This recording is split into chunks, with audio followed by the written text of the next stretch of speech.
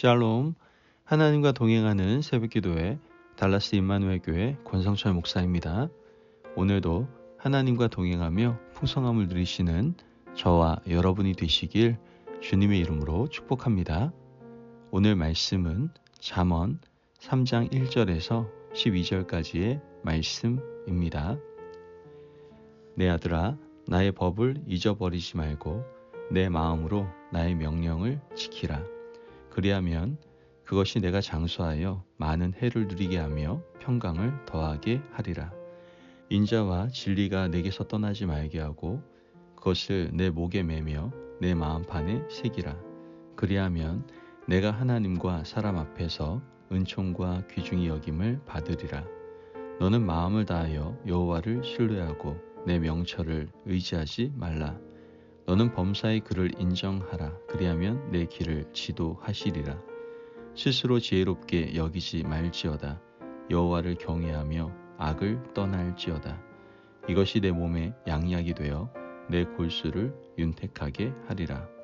내 재물과 내 소산물의 처음 익은 열매로 여호와를 공경하라. 그리하면 내 창고가 가득히 차고 내 포도즙 틀에 새 포도즙이 넘치리라. 내 아들아, 여호와의 징계를 경히 여기지 말라. 그 꾸지람을 싫어하지 말라. 대저 여호와께서 그 사랑하시는 자를 징계하시기를 마치 아비가 그 기뻐하는 아들을 징계함 같이 하시느니라. 아멘. 하나님의 말씀입니다.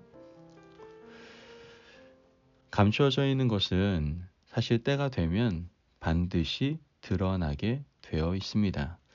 야망이 있는 사람이 사람들 앞에서 겸손히 행한다 하더라도 그 야망의 발톱은 결정적인 순간에 드러날 수밖에 없죠. 자신의 야망과 오만함을 결코 숨길 수가 없기 때문입니다. 대상을 정해놓고 사랑을 하고 있는 사람이라면 짝사랑의 감정도 시간이 지나면 드러나게 됩니다. 지금은 용기가 없고 여건이 성숙하지 못해서 드러내지 못하지만 때가 되면 분명히 드러날 수밖에 없다는 것이죠. 지혜도 역시 마찬가지입니다. 겉모습만 보고 지혜로운 사람인지 미련한 사람인지는 알 수 없습니다. 하지만 결정적인 상황이나 선택의 순간이 되면 그의 지혜를 알 수가 있다는 것이죠. 지혜의 동의어는 훈계와 명철이라고 어제 새벽에 말씀드렸습니다.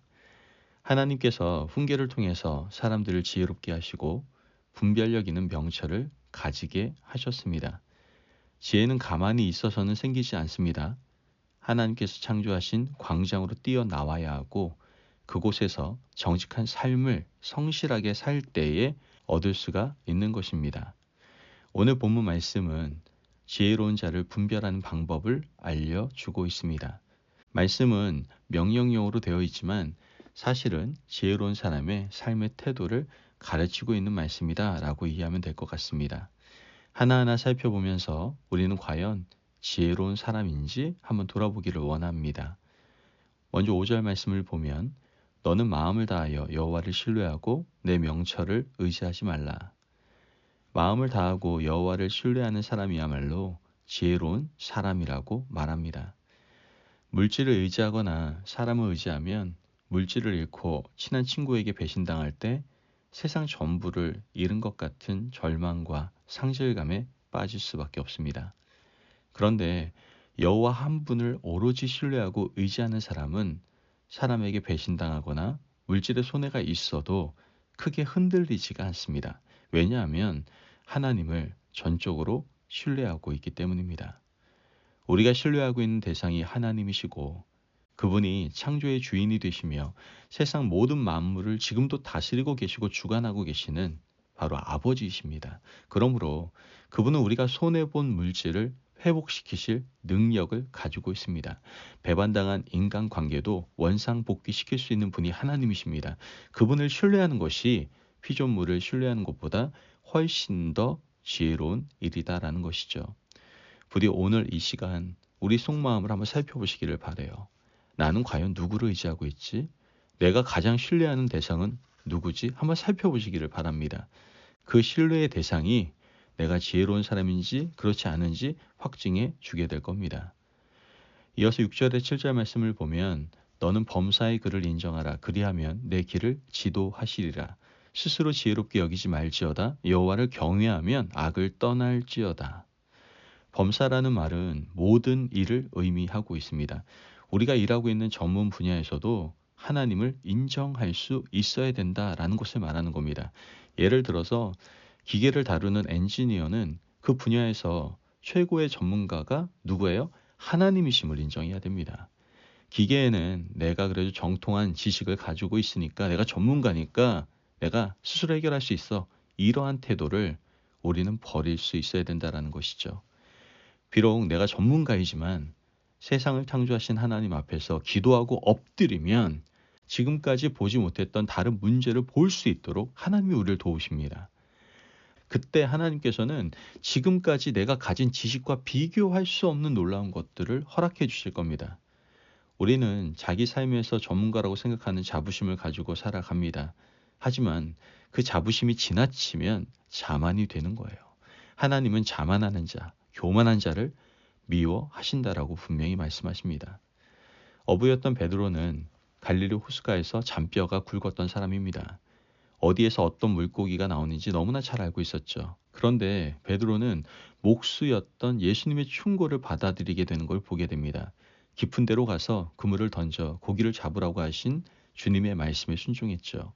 만약 자신이 전문가라고 생각하고 주님의 충고를 받아들이지 않았더라면 베드로는 예수님과의 깊은 만남을 누리지 못했을 겁니다. 순종하고 범사의 그를 인정했기 때문에 베드로는 주님을 만나는 축복을 얻을 수가 있었던 겁니다. 오늘 우리가 이 하루를 살아가시면서 세상을 창조하신 하나님의 전문성을 인정하시기를 바랍니다. 주님을 인정하고 주님의 말씀에 순종하고 살아가시면 정말 우리가 상상할 수 없는 놀라운 역사를 경험하게 될 줄로 믿습니다. 계속해서 9절 말씀을 보면 내 재물과 내 소산물의 처음 익은 열매로 여호와를 공경하라. 물질의 우선순위를 하나님께 가져오라고 말하는 겁니다.